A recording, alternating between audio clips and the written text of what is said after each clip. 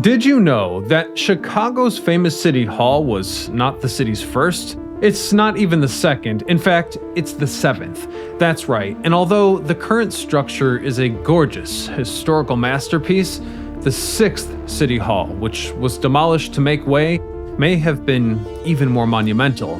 So why would Chicago set a wrecking ball upon one of its most iconic buildings? Stay tuned to find out, as today we discover the rise and fall of Chicago's lost sixth City Hall. I'm your host Ryan Socash, and you're watching It's History.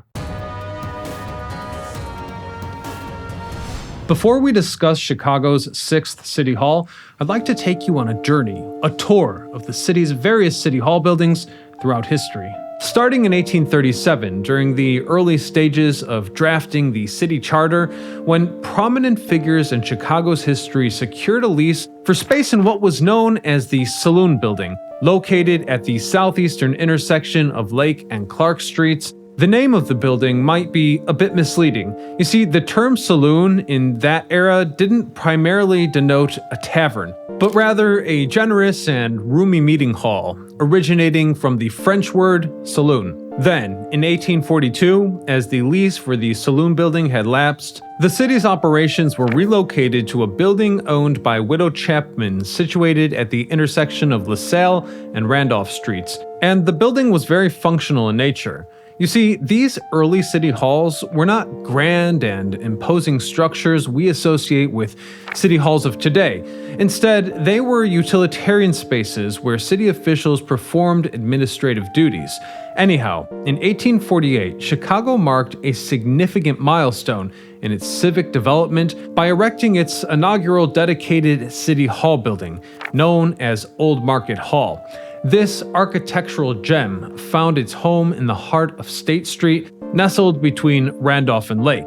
The construction boasted offices on the second floor, while the ground level featured bustling market stalls. The visionary behind this structure was John Van Ostel, and the ground project came to life at the cost of just $11,070. This iconic building played a vital role in the city's governance and commerce during its era, exemplifying the city's growing importance. But even so, the city authorities were not yet satisfied with the image projected by the government building. And so in 1853, Chicago welcomed its fourth City Hall building, constructed at its present-day location, a city block defined by LaSalle, Washington, Clark, and Randolph Streets. This significant development marked the establishment of the enduring site for Chicago City Hall. This was a significant step, as the building's location had remained the epicenter of the city's governance ever since, making it an iconic hub for civic affairs and administration. However, the building itself would not survive the test of time. During the Great Chicago Fire of 1871, the City Hall building was among the many structures affected by the devastating blaze. For context, the fire started on October the 8th, 1871, and quickly spread, fueled by strong winds and dry conditions. It is estimated that the fire ultimately consumed an area of about 2,100 acres and left much of the city in ruins. With that in mind, the original City Hall, which was located at the corner of Lake and Clark Streets, was not spared from the fire's destructive path. It too was severely damaged by the flames, and hence, in a swift response to the city's needs, Chicago embarked on constructing a new City Hall, which would become known as the Old Rookery. The name, however, refers to the temporary building that occurred on the land before the current structure. You see, after the Great Fire, a quickly constructed building was used as an interim city hall built around a large water tank that had survived the fire. That building was nicknamed the Rookery in reference to the crows and pigeons that flocked to its exterior, as well as the alleged corrupt politicians it housed. Several other nicknames were considered when the new structure on the site was proposed, but the Rookery won out.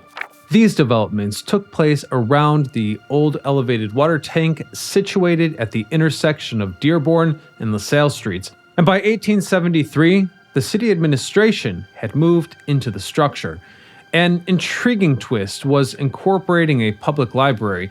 It's essential to note that this building was intended as a temporary solution to meet the city's immediate requirements, and that all along plans were set in motion and bids were solicited for a larger, permanent city hall and county building. Even so, it would be many years before this new structure would be completed, bringing with it a more lasting solution to the city's civic and administrative needs. And this is where the story of Chicago's 6th City Hall begins.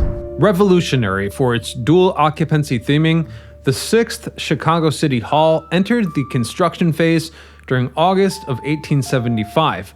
Architect James J. Egan designed the building in the French Renaissance style. The building was planned to hold citizens in rented areas and the government offices in the same building. Construction was complex, as problems with Egan's plan quickly became apparent. While it was innovative on paper, the building was unsustainable in practice. Work on the 6th City Hall was inconsistent, having to be delayed multiple times. The first time work slowed down was in 1879 when the City Council ran an investigation following several concerns that the Citizen Committee voiced. 2 years later, the Commissioner of Public Works stated that the building would be finished in the following year. Unfortunately, by February of predicted year, Chicago's mayor realized this was not feasible, so ultimately the building was available for occupancy in January of 1885. The 6th City Hall building was very expensive, as its construction engaged multiple companies for different building sections. The highest budget went to Thompson & Reed, costing nearly $500,000 to cut stone. The aesthetic styling of the 6th City Hall was very unique. Like its function, it had a dual structure. The modern French Renaissance style included a colonnade double story above the second floor. This double story included 35-foot tall Corinthian columns made from polished Maine granite. The attic of the City Hall featured motifs representing industries relevant to the city, including agriculture, commerce, peace, and plenty. The exterior of the building was composed of bricks and Bedford sandstone. The basement floor of the hall featured multiple health and safety offices, including fire, police, and health departments.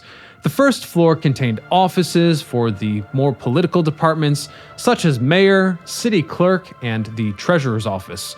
The floors continued to be separated and categorized by departments, with the second floor featuring public recreation offices and more practical departments such as sewers and streets.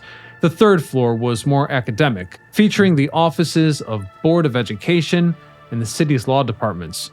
The city council had the fourth floor to itself. There was also the public library, and the fifth floor was unoccupied by offices.